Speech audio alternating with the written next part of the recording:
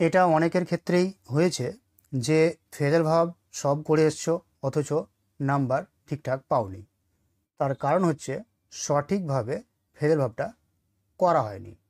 আজকে Ryan Martin 2024 English question ব্যাংকের page 87-এর phrasal ভার্বগুলো শুধুমাত্র সমাধানই করব না, দেখব সঠিক পদ্ধতিতে কিভাবে উত্তর করতে হয়। প্রথমে বলে রাখি, প্রতি বছর মাধ্যমিকে 3টি ফ্রেজাল ভার্ব পড়ে এবং একটি লিস্ট দেওয়া থাকে, সেখানে 4টি দেওয়া থাকে, অর্থাৎ একটি বেশি। শুধুমাত্র লিস্ট থেকে বেছে বেছে ফ্রেজাল ভার্বটি বসানোই কিন্তু উত্তর নয়। সঠিকভাবে বসানোর পদ্ধতিটা কি দেখো, he continued as if nothing had happened. কন্টিনিউয়ের ফ্রেজাল ভার্ব কি? Carry on. কিন্তু এখানে কি আছে? কন্টিনিউড, পাস্টে আছে, এই জন্য আমার ক্যারিটা হয়ে যাবে ক্যারিড অন। Carried on. তাহলে কন্টিনিউ থেকে ক্যারি অন হয়, কিন্তু যেহেতু কন্টিনিউড আছে এই জন্য হয়ে গেল আবার carried on. She resembles her mother.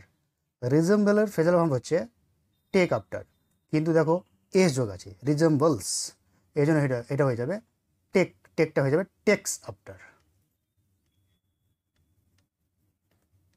Takes after. Have the factory workers withdrawn the strike. Withdraw, কিন্তু কি আছে? উইথড্রন। আমরা জানি হ্যাভ, হ্যাজ এবং হ্যাডের পরে ভার্বের সাধারণত থার্ড ফর্ম বসে। তাহলে উইথড্রর ফ্রেজাল ভার্ব কি? উইথড্রর ফ্রেজাল ভার্ব হচ্ছে কল অফ, কিন্তু third form called off. Called off. শুধু যদি উইথড্র থাকতো তাহলে আমরা লিখতাম কল অফ, কিন্তু যেহেতু উইথড্রন আছে এই জন্য এটা হয়ে গেল কল্ড অফ। তারপরে দেখো, the dog followed the thief. The dog followed, পিছু পিছু যাওয়া বা পিছু ধাওয়া করা, তাহলে গো আফটার, কিন্তু কি আছে আমাদের? ফলোড, এই জন্য এটা হয়ে যাবে গো। এটা পাস্টে আছে, গোর সেকেন্ড ফর্মটা কি? ওয়েন্ট। Went after. আবার এটা যদি থার্ড ফর্ম থাকতো তাহলে এটা দিতাম আমরা গো ওয়েন্ট গান আফটার। আচ্ছা, have you read this book, কিন্তু যেহেতু হ্যাভ আছে বলে এটাকে ভার্বের থার্ড ফর্ম ধরতে হবে। তাহলে have you read this book. Read, রিডের ফ্রেজাল ভার্ব কি? গো থ্রু, কিন্তু যেহেতু থার্ড ফর্ম আছে গো ওয়েন্ট গান, গান through.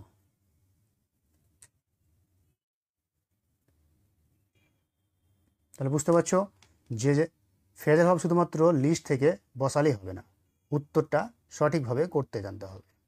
The chief guest distributed the prices.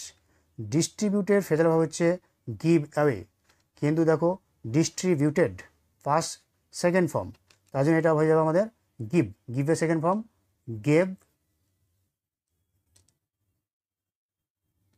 Away. পরেরটা, Khudiram sacrificed his life for his motherland. Sacrificed, ত্যাগ করা বা উৎসর্গ করা।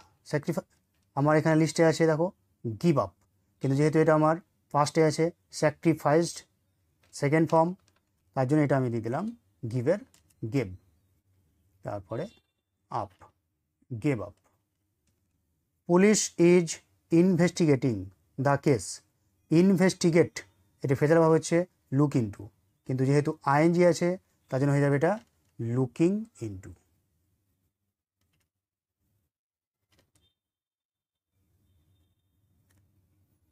I am trying to find a job. Trying to find মানে খোঁজ করা, খোঁজা। Trying to find a phrasal verb look for, ING আছে তাহলে কি হয়ে যাবে? Looking for. They started their journey early in the morning. Started their journey, যাত্রা শুরু করা। Set out, started second form, কিন্তু সেকেন্ড ফর্ম থাকুক আর থার্ড ফর্ম থাকুক আমরা জানি সেট সেট সেট, আর এটা হয়ে যাবে set out.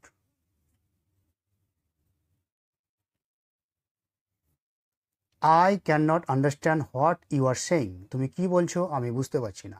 Understand, আন্ডারস্ট্যান্ডের phrasal verb হচ্ছে মেক আউট, কিচ্ছু নয়, যেটা আছে সেটাই, make out. The man abandoned evil company, মানুষটি খারাপ সঙ্গ ত্যাগ করেছে। ত্যাগ করে ইংরেজি কি, ত্যাগ করা ফেজাল ভাব হচ্ছে গিভ আপ, কিন্তু যেহেতু সেকেন্ড ফর্মে আছে দেখো পাস্ট টেন্সে অ্যাবান্ডন্ড, এটা হয়ে যাবে গেভ আপ। এইভাবে ফেজাল ভাব করলে 1 নম্বরও কাটা যাবে। The patient will recover within a week, রোগীটি 1 সপ্তাহের মধ্যেই রোগ থেকে সেরে উঠবে বা আরোগ্য লাভ করবে। রিকভার ফেজাল ভাব হচ্ছে কাম রাউন্ড।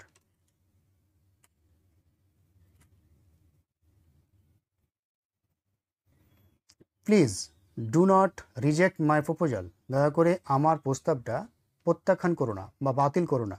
রিজেক্টের ফেজাল ভাব হচ্ছে টার্ন ডাউন।